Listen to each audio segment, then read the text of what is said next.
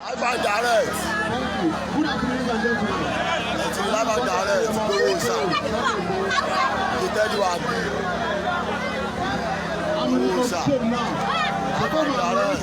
No more Fulani Herdsmen here. After Fulani Herdsmen. Live and direct. Live and direct. Live and direct. It's live and direct. Go sound. Lórí DIGINAIJA ibi tá a ti máa ń mú àwọn ìròyìn wá fún yín lọ́lọ́kan ìjọ̀kan gbogbo ohun tó ń ṣẹlẹ̀ ní Nàìjíríà àti ilẹ̀ Yorùbá tó bá jẹ́ ìgbà àkọ́kọ́ tí yín rèé ẹ bá wa subscribe kẹ́ ẹ like follow kẹ́ ẹ sì share fídíò yìí ẹ tẹ bọ́tìn tó dàbí aago kẹ́ ẹ lè mọ̀ tí a bá ti gbé fídíò tuntun jáde èyí tá a tún mú wá fún yín lónìí àrà ọ̀tọ̀ ni ẹ máa bá wa ká lọ. Èkìtì náà ń pè bí today kábíyèsí rèé. 26. 25. No. 26. Ọmọdé ti pa. Today 27. Òṣàrè. Òṣà gbogbo wọn rèé. Lórí bridge yẹn Today is 26. February 2025. Èkìtì náà ń pè bí orúkọ yìí jẹ́ kó mọ̀ lélẹ̀.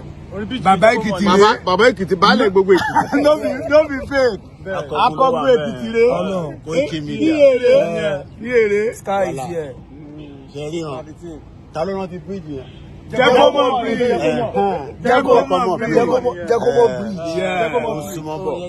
bridge. No going back ni o. Yoruba nation is coming back. No going Full back. force. Lágbára Elédùmarè. Full force. Òṣà títí wá rèé. Koiki Media nílùú Èkìtì. Oya light.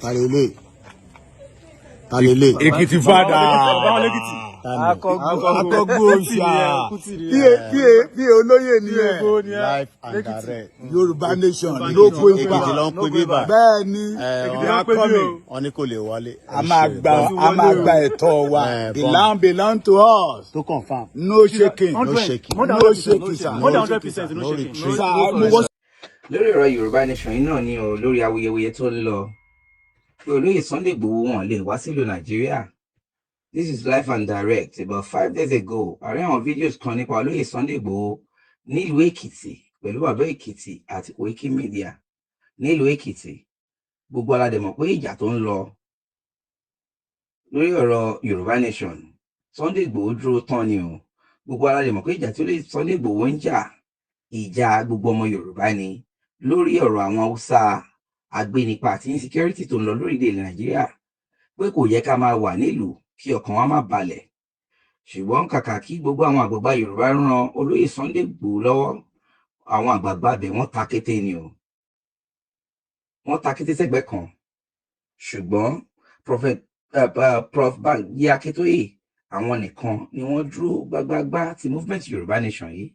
Lábẹ́ bó ti wù kó rí olórí Igboho wọn ò padà lẹ́yìn Yorùbá nation wọ́n ní dandan Yorùbá nation láti wá sí ìmúṣẹ ni. Ẹ̀yin èèyàn kí lè ròyìn lórí eléyìí? Please subscribe, like and share.